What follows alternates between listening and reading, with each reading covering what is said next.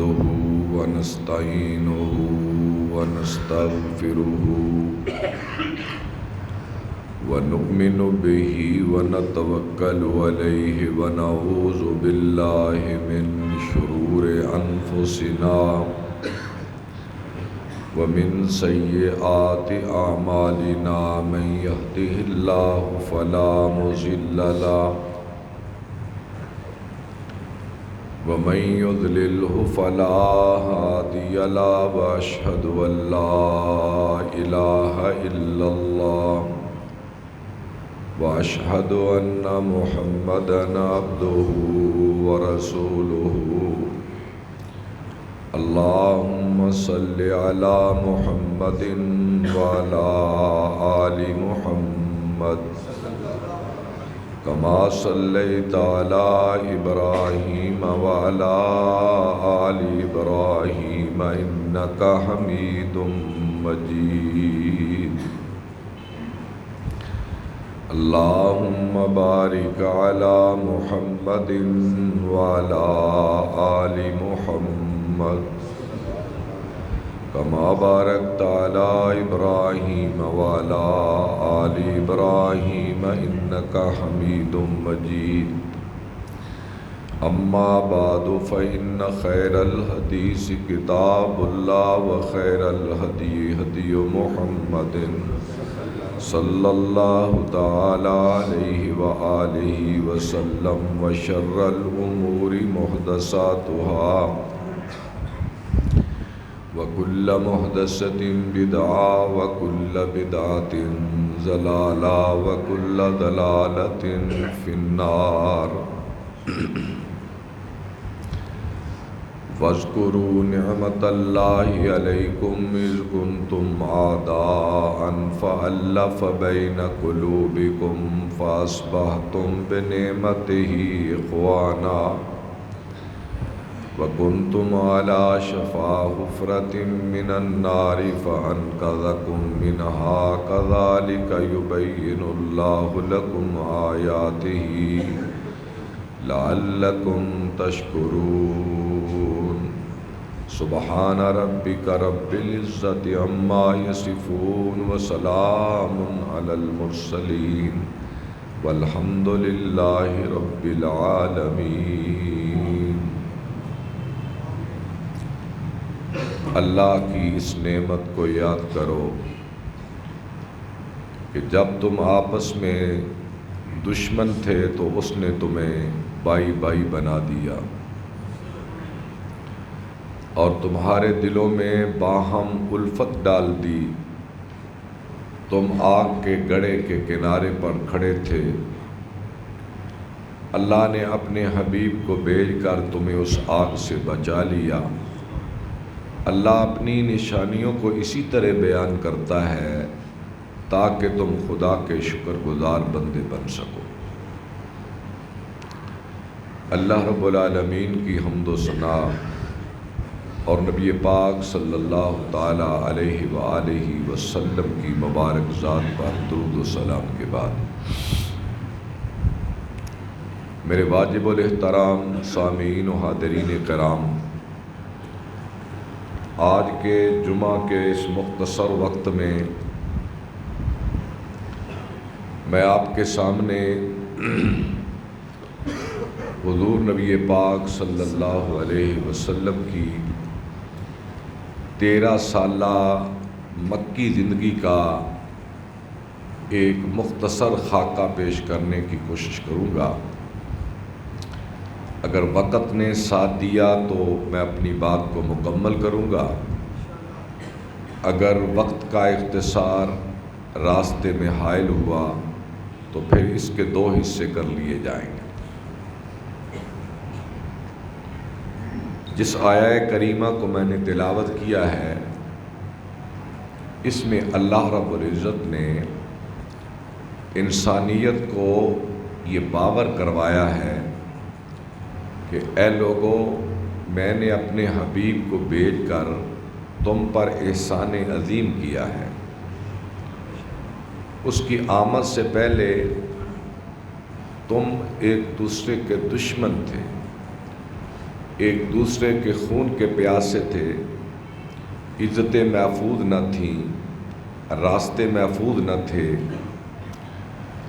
تو میرے حبیب نے آ کر تمہارے درمیان مواقعات، اخوت، بھائی چارے کا ماحول پیدا کر دیا، اور اب تم ایک دوسرے کے بھائی بن کر شیر و شکر رہ کر زندگی امن و عافیت کی گزار رہے ہو۔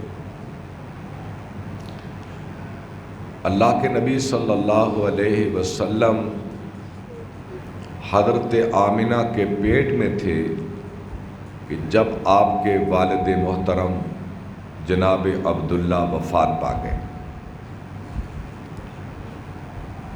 وہ ایک سفر میں تھے جو غالباً ملک شام کی طرف جا رہے تھے۔ راستے میں یثرب کا مقام آیا جسے آج مدینۃ الرسول کہتے ہیں۔ مکے سے اگر کوئی شام کی طرف جاتا ہے تو سب سے بڑی ٹھہرنے کی جگہ یثرب اور پھر تبوک ہے۔ راستے میں لوگ یثرب میں ٹھہرتے اور کچھ راستے سے وہاں تجارت بھی کر لیتے۔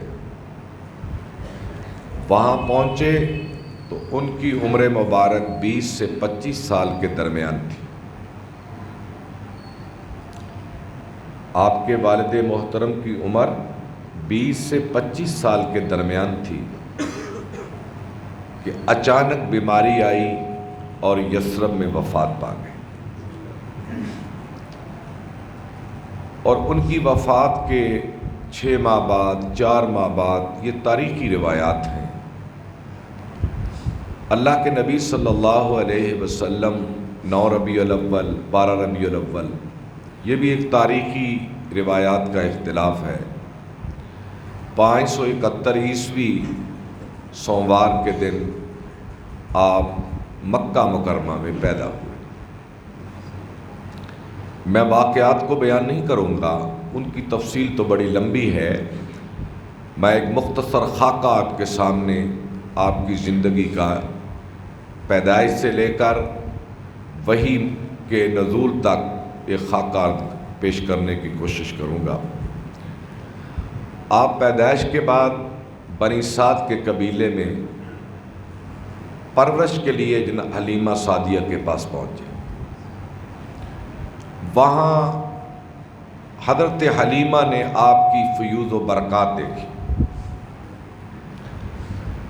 تو شق صدر کا واقعہ وہاں پیش آیا کہ آپ کا سینہ چاک کیا گیا، عمر مبارک 2 سال، 2.5 سال یا 3 سال، اور جبریل امین آئے، شق صدر یعنی سینہ چیرا گیا اور وہاں نور اور ایمان و حکمت کو بھرا گیا۔ اور یہ شق صدر کا واقعہ 2 بار پیش آیا، ایک جب آپ حضرت حلیمہ کے پاس تھے اور ایک معراج کی رات، 2 واقعات پیش آئے ہیں شق صدر کے۔ تو اس کے بعد حضرت حلیمہ آپ صلی اللہ علیہ وسلم کو حضرت آمنہ کے پاس چھوڑ آئی، عمر مبارک 4 برس، اور پھر حضرت آمنہ نے جناب عبد المطلب سے اظہار کیا کہ میری خواہش ہے کہ میں عبداللہ کی قبر پر مدینے میں جاؤں۔ میں اب مدینہ نام لیتا ہوں، اس وقت یثرب تھا۔ چنانچہ حضرت آمنہ، جناب عبد المطلب اور حضرت عبداللہ کی لونڈی ام ایمن، آپ نام سنتے ہیں، ام ایمن، اور رسول پاک صلی اللہ علیہ وسلم آپ بھی ساتھ ہیں۔ اور یہ ام ایمن کا تھوڑا سا تعارف کروا دوں، یہ حضرت عبداللہ کی لونڈی تھی اور ان کی وفات کے بعد یہ حضور کے پاس آئی، اور ادھر آپ کا لے بالک متبنہ بیٹا جن کا نام حضرت زید ابن حارثہ ہے، آپ نے زید کا نکاح ام ایمن سے کر دیا، اور ام ایمن کے بطن سے حضرت اسامہ پیدا ہو، اسامہ بن زید، یہ ام ایمن کے بطن سے پیدا ہوئے۔ یہ مختصر قافلہ مکے سے چلا اور مدینے پہنچا جناب عبداللہ کی قبر پر، اور یہاں حضرت آمنہ نے بڑے دکھ بھرے اشعار کہے ہیں جن کا ترجمہ یہ ہے کہ اے سخی باپ کے سخی بیٹے، تجھے موت نے پکارا اور تو نے اسے لبیک کہہ دیا۔ کیا حسرت ناک تھی وہ شام جس شام کو تیرا جنازہ اٹھا اور تو کندھوں پہ سوار ہو کر لحد میں اتر گیا۔ تیری فیاضی کے واقعات قیامت تک باقی رہیں گے۔ تو ایک کریم باپ کا کریم بیٹا تھا اور ایک فیاض باپ کا فیاض بیٹا تھا۔ تیری جدائی نے آمنہ کو بڑا ستایا ہے۔ یہ بڑے حسرت ناک اشعار جن کا ترجمہ میں نے آپ کی خدمت میں گوش گزار کیا ہے۔ وہاں سے یہ مختصر قافلہ واپس آنے لگا مکے کی طرف، تو مقام ابوا پر پہنچا یہ قافلہ، تو وہاں حضرت آمنہ وفات پا گئی، اور ان کی عمر مبارک 20 سال سے کم تھی۔ 20 سال سے کم عمر میں یا 20 سال کے لگ بھگ عمر تھی جب وہ وفات پا گئی۔ یہاں سے اللہ کے رسول صلی اللہ علیہ وسلم باپ کی شفقت پدری سے تو پہلے ہی محروم ہو گئے تھے، اب ماں کی ممتا سے بھی محروم ہو گئے۔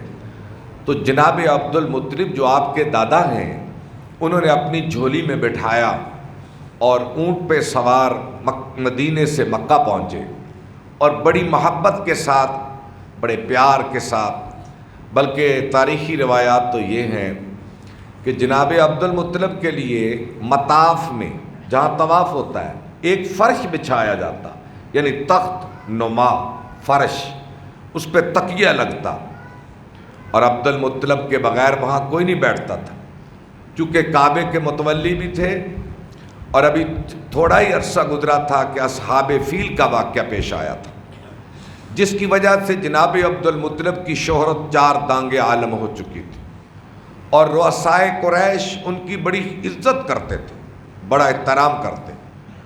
تو حضرت عبد المطلب کے 9 بیٹے تھے اس وقت، جناب عبداللہ کے بعد 9 بیٹے، اور 9 کے 9 بیٹے آپ کے ارد گرد بیٹھتے۔ ادب کی وجہ سے کوئی ان کا بیٹا ان کے فرش پہ نہیں بیٹھتا تھا، ان کے فرش کہہ لو یا تکیہ کہہ لو یا بستر جو بچھایا جاتا اس پہ کوئی نہیں بیٹھتا تھا۔ اور حضور صلی اللہ علیہ وسلم کی عمر مبارک تقریباً 7 سال کی تھی، اور آپ اپنے بچپن میں دوڑے آتے اور اس فرش کے اوپر چڑھ جاتے، اور آپ کے چچا آپ کو روکتے ادب کی وجہ سے، یہ عبد المطلب کا فرش ہے۔ عبد المطلب کہتے چھوڑ دو اس کو، آنے دو، یہ عبداللہ کا بیٹا ہے، اس کو آنے دو۔ اسے جھولی میں بٹھاتے، سینے پہ لٹاتے اور بڑی محبت دیتے، اور آپ جانتے ہیں کہ پوتے سے اور نواسے سے جو محبت اللہ نے انسان کی فطرت میں رکھی ہے اسے تولا نہیں جا سکتا، اسے ماپا نہیں جا سکتا، اسے ناپا نہیں جا سکتا۔ تو وہ اس طرح کھلاتے۔ عمر مبارک 8 برس ہوئی آپ صلی اللہ علیہ وسلم کی کہ دادا عبد المطلب بھی وفات پا گئے۔ ابن حشام نے لکھا ہے کہ آپ صلی اللہ علیہ وسلم دادا عبد المطلب کے جنازے میں جا رہے تھے اور رو رہے تھے، اور عبد المطلب کا جنازہ بھی ایک شان کا جنازہ ہوگا نا، کوئی چھوٹا جنازہ تو نہیں ہوگا، اور حضور صلی اللہ علیہ وسلم رو رہے تھے۔ عبد المطلب نے وصیت کی اپنے بعد عبداللہ کے حقیقی بھائی جو حضور کے تایا لگتے ہیں، ابو طالب، عبداللہ سے بڑے تھے، تایا لگتے ہیں رشتے میں، کہ اے ابو طالب جن کا نام عمران ہے، عمران بن عبد المطلب، اے عمران میرے بعد میرے اس پوتے کا خیال رکھنا، میں تیرے سپرد کر کے جا رہا ہوں۔ تو ابو طالب نے پھر حضور کی کفالت کا جو حق ادا کیا ہے، میرے پاس تو الفاظ نہیں ہے کہ میں ان کے حق کے کفالت کا ذکر کن الفاظ میں کروں، اور یہ ایک عرصے تک رہا ہے، ایک عرصے تک۔ آپ کی عمر مبارک 50 برس تھی جب ابو طالب فوت ہوئے، 8 برس کی عمر میں کفالت میں آئے، 8 برس کی عمر میں کفالت میں آئے۔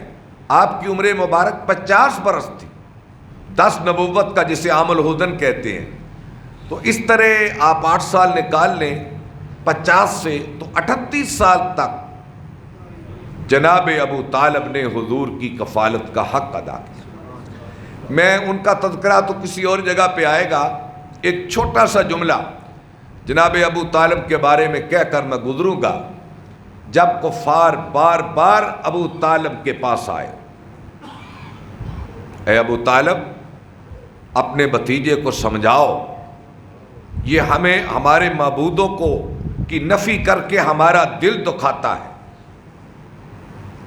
یہ لا الہ کہہ کر نا ہمارے دلوں کو دکھ پہنچاتا ہے۔ اور دیکھ لیں آپ آج بھی اللہ کے سوا جو الہ بنے بیٹھے ہیں، خدا کے مقابلے میں جو اپنی بڑائی منوانا چاہتے ہیں، یا جن کی بڑائی ہم نے مان لی ہے، کوئی انہیں برا بلا تو کہہ کر دیکھے، ان کی نفی تو کر کے دیکھے، یا ان کے اختیار کے متعلق تو کہے کہ یہ بے بس ہیں بیچارے۔ جب تم مشرکوں کو دیکھو ان کے خداؤں کی نفی ہو رہی ہو تو ان کے چہروں پہ بل پڑ جاتے ہیں، ان کے چہروں پہ شکن پڑ جاتے ہیں، ان کے چہرے زرد پیلے غصے سے ہو جاتے۔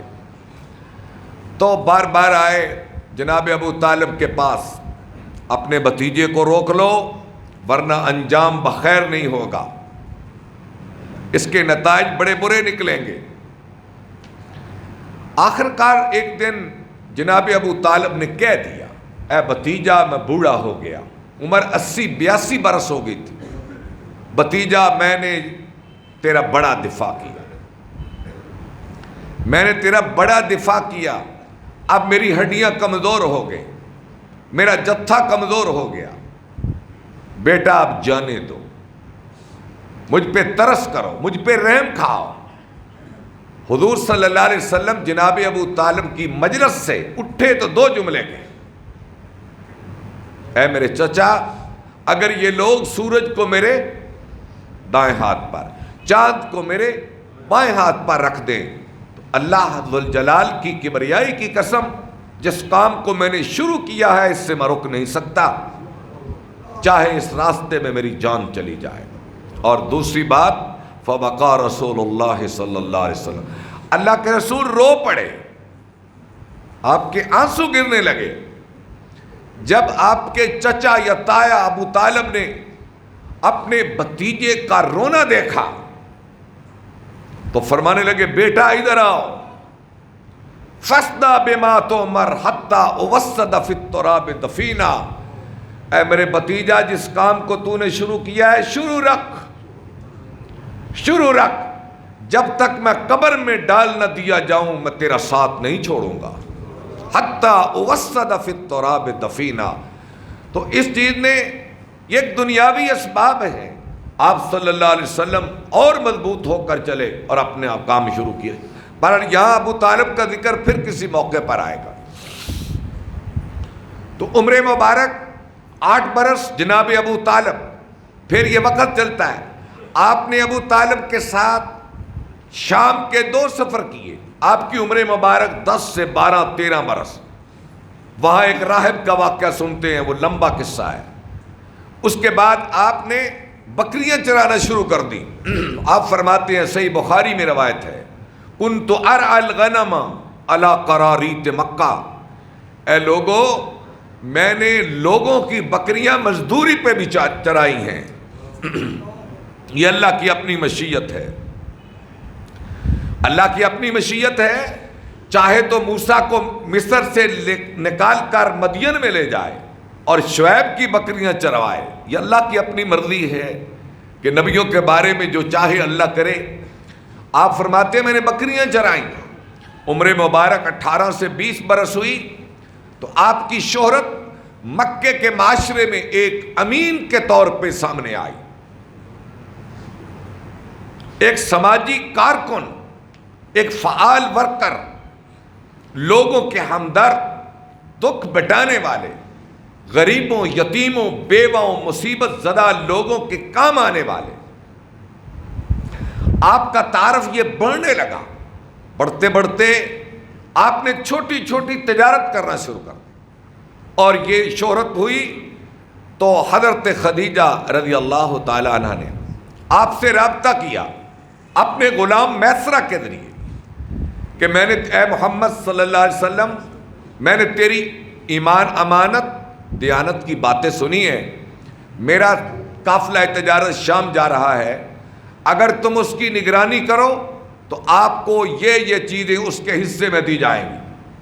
آپ گئے، واپس آئے، ان کا غلام میسرہ، اس نے آ کر حضرت خدیجہ سے بات بیان کی، اے میری مالکن، میں نے راستے میں عجب عجب قصے دیکھے ہیں، عجب عجب واقعات دیکھے ہیں، اور یہ شخص جو ہمارے ساتھ تھے، میں نے ان کی وجہ سے بڑی فیوض و برکات دیکھی ہیں، اپنے تجارتی سامان میں بڑی برکت دیکھی ہے، اور میرے لیے آسانیاں ہوتی چلی گئی۔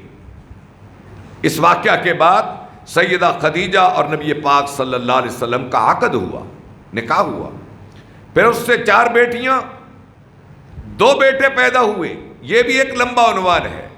اس کے بعد حضور صلی اللہ علیہ وسلم 25 سال کی عمر، نکاح، اب 15 برس رہ گئے وحی کے نزول میں۔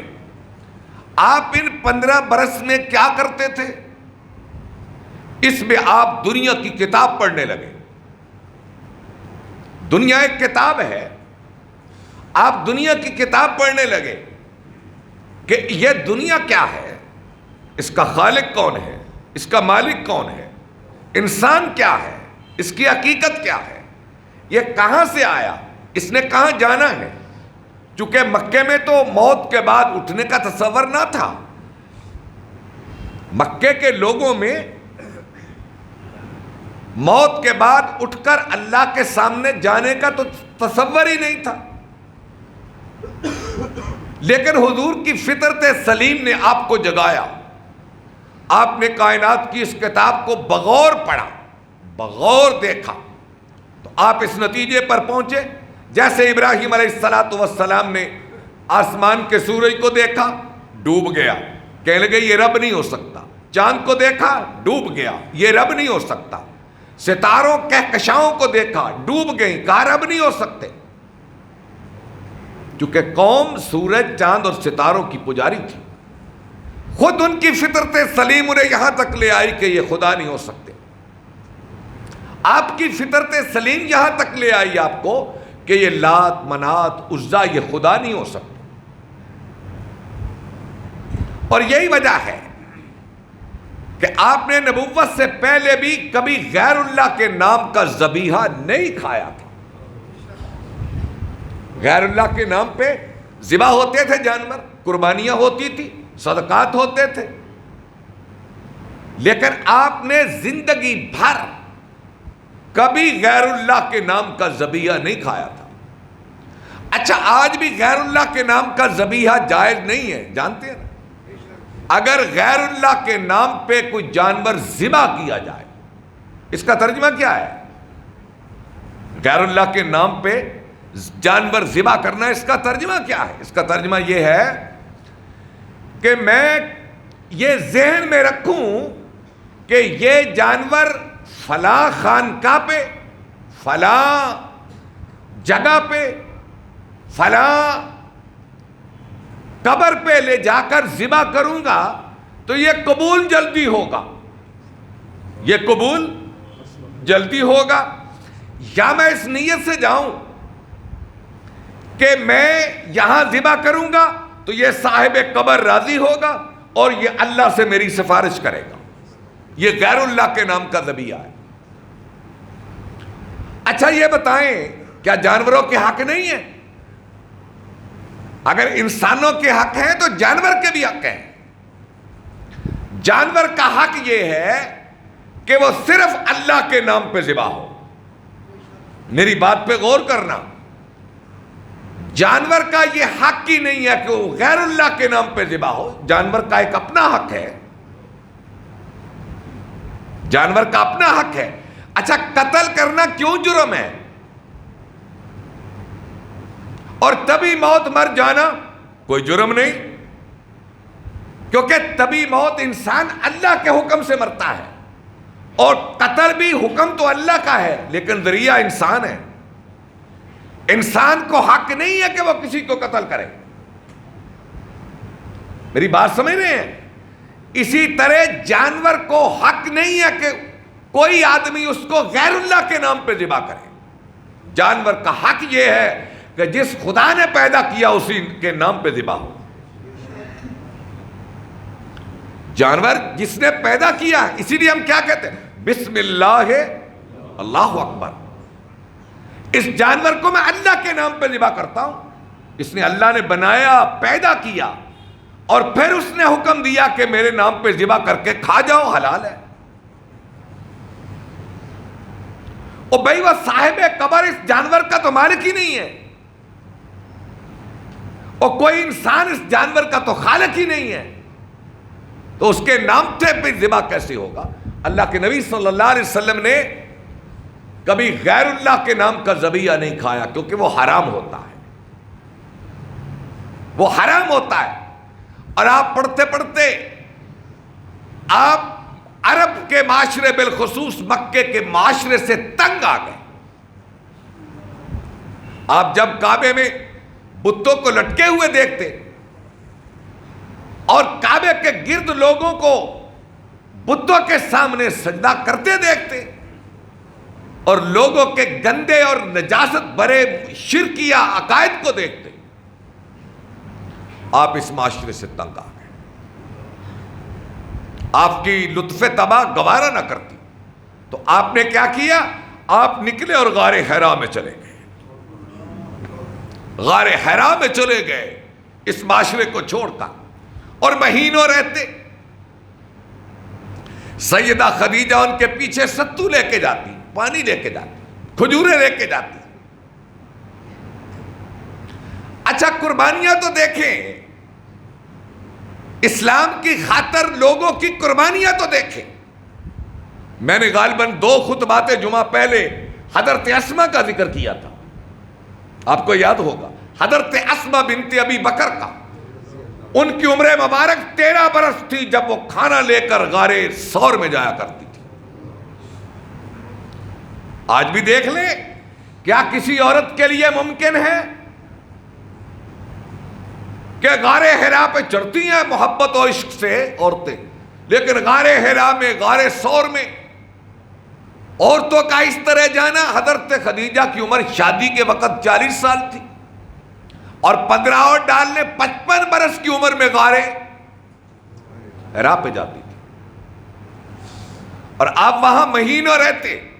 اور امام عینی نے لکھا ہے وَكَانَ تَعَبُّدُهُ التَّفَكُّرُ وَالْاعْتِبَارُ، وہاں آپ سر جھکا کر فکر کرتے اور اللہ کی عبادت کرتے۔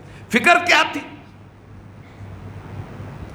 فکر کا جواب ہے پہلی وحی، آپ کی فکر کا جواب ہے پہلی وحی۔ وہ کیا ہے؟ اقرا بسم ربک الذی خلق، اقرا بسم ربک الذی خلق، اے میرے حبیب پڑھو اس رب کے نام سے جس نے انسان کو پیدا کیا۔ وَرَبُّكَ الْأَكْرَمُ الَّذِي عَلَّمَ بِالْقَلَمِ عَلَّمَ الْإِنسَانَ مَا لَمْ يَعْلَمْ۔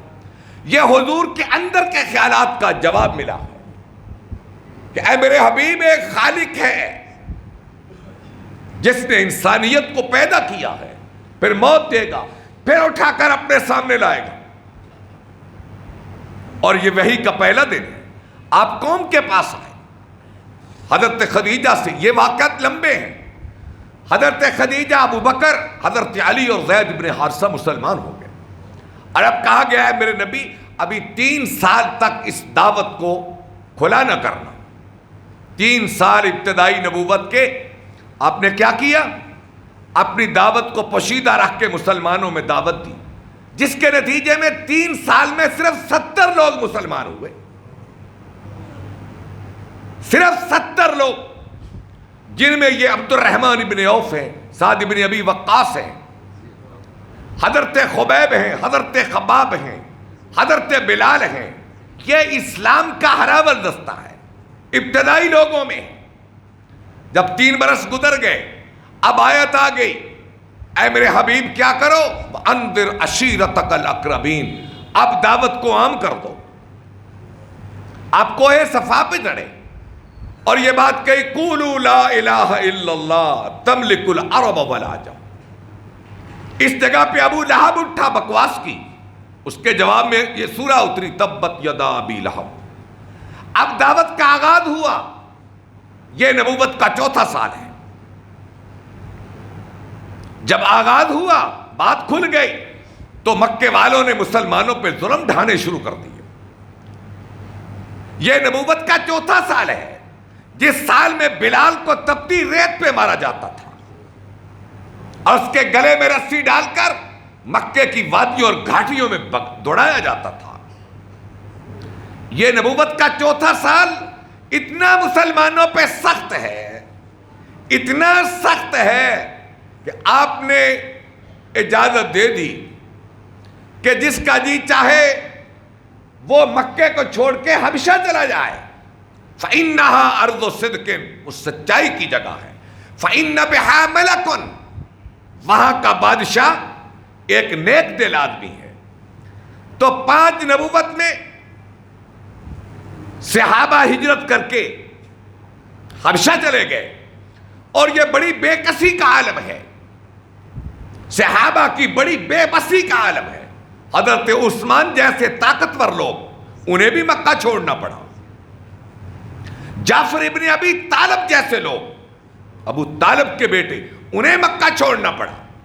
خاندان نبوت میں بہت سارے لوگوں کو جانا پڑا، بنی عدی کے لوگ، بنی تمیم کے لوگ، بنی امیہ کے لوگ، بنی ہاشم کے لوگ، بنی زہرہ کے لوگ، طاقتور قبائل کے لوگوں کو بھی مکہ چھوڑنا پڑا۔ اور جب صحابہ وہاں چلے گئے اور اللہ کے نبی ایک مختصر جماعت کے ساتھ مکے میں رہ گئے، تو اس موقع پر اللہ نے سورہ کہف کو نازل کیا۔ وقت ہو رہا ہے، میں اپنی بات کو سمیٹ کر ختم کرنے کی کوشش کروں گا۔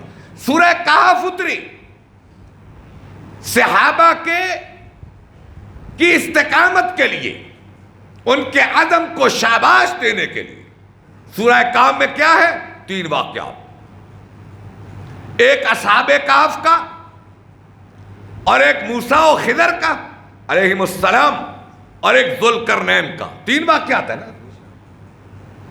پھر سن لیں، ایک اصحاب کہف کا، ایک ذوالقرنین بادشاہ کا، اور ایک موسیٰ علیہ السلام اور خضر علیہ السلام کا۔ ان تینوں میں سبق کیا تھا؟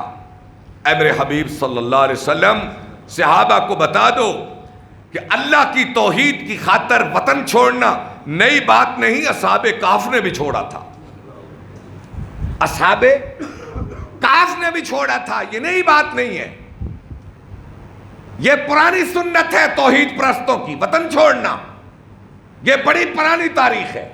دوسری بات کہ خضر علیہ السلام اور موسیٰ علیہ السلام، ان واقعات کا ظاہر اور تھا، باطن اور تھا، ایسے ہے نا؟ اس کا ظاہر اور تھا، باطن اور تھا، ظاہری حالات اور تھے، انجام اور تھا۔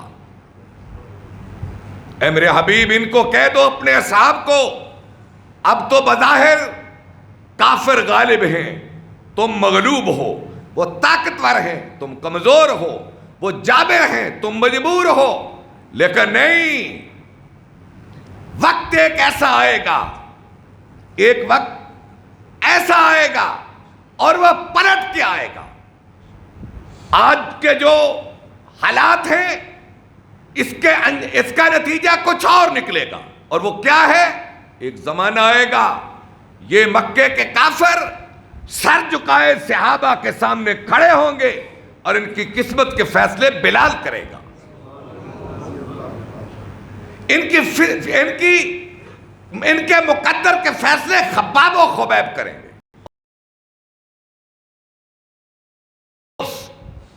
آپ نے فرمایا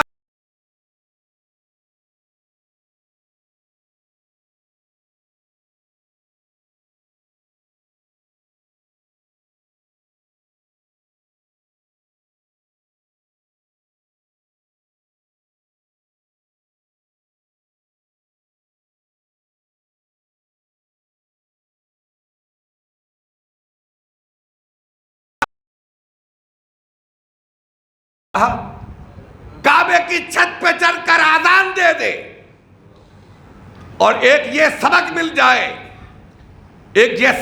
جائے کہ بلال کو کعبے کی چھت پہ چڑھا کر مکے کے سرداروں کی عزت خاک میں ملا کر بلال کی عزت کو آسمانوں تک پہنچا دے۔ اور ایک شخص کہتا ہے، اس کا نام ہے عتاب ابن اسید، کہتا ہے بڑا اچھا ہوا میرا باپ مر گیا کہ اس نے یہ منظر نہیں دیکھا کہ کل کا بلال آج کعبے کی چھت پہ اذان دے رہا ہے۔ یہ تو بڑی ذلت کا دن ہے۔ آپ نے فرمایا عتاب یہ ذلت کا دن نہیں، تمہاری عزت کا دن ہے۔ تو ایک یہ بات، اور ذوالقرنین کا واقعہ بیان کرنے سے مقصود یہ تھا کہ لوگوں سدا بادشاہی میرے خدا کے ہاتھ میں ہے، جس کو چاہے اٹھا دے، جس کو چاہے گرا دے، چاہے تو آقاؤں کو غلام بنا دے اور چاہے تو یوسف کو مصر کے تخت پہ بیٹھا دے۔ اللہ سے دعا ہے اللہ عمل کی توفیق عطا فرمائے۔